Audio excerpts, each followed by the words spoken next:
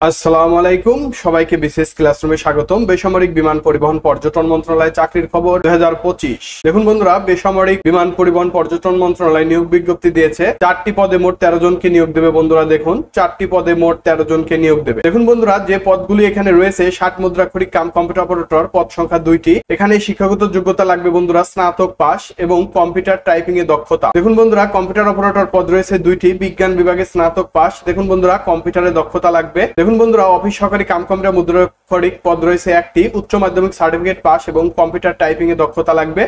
দেখুন বন্ধুরা, অফিস সহায়ক পদ রয়েছে 8টি পদ, এটি মাধ্যমিক স্কুল সার্টিফিকেট পরীক্ষা উত্তীর্ণ হতে হবে। বন্ধুরা, আগ্রহী প্রার্থীরা অনলাইনে আবেদন করবে। বন্ধুরা, http:/mocet.teletalk.com এই ওয়েবসাইটের মাধ্যমে আবেদন করবে এবং আবেদনের শুরুর সময় 15 এপ্রিল 2025 তারিখ থেকে সকাল 10টা থেকে আবেদনের শেষ সময় 14 মে 2025 বিকেল 5টা পর্যন্ত।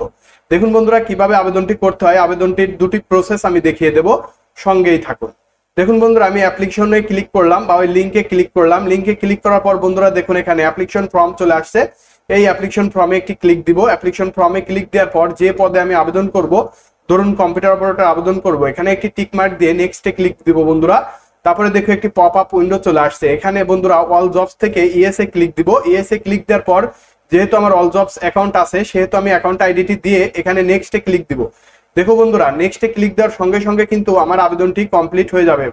আমার আবেদনটি অটোমেটিক কিন্তু ফিল আপ হয়ে যাবে। বন্ধুরা দেখো, আমার আবেদনটি কিন্তু ফিল আপ হয়ে গিয়েছে।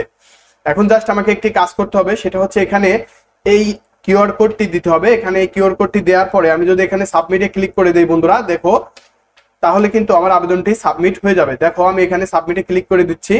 তো এখানে সাবমিটে ক্লিক করে দেওয়ার সাথে সাথে কিন্তু বন্ধুরা দেখো, আমার আবেদনটি গ্রহণযোগ্য হয়ে যাবে। ধন্যবাদ সবাইকে।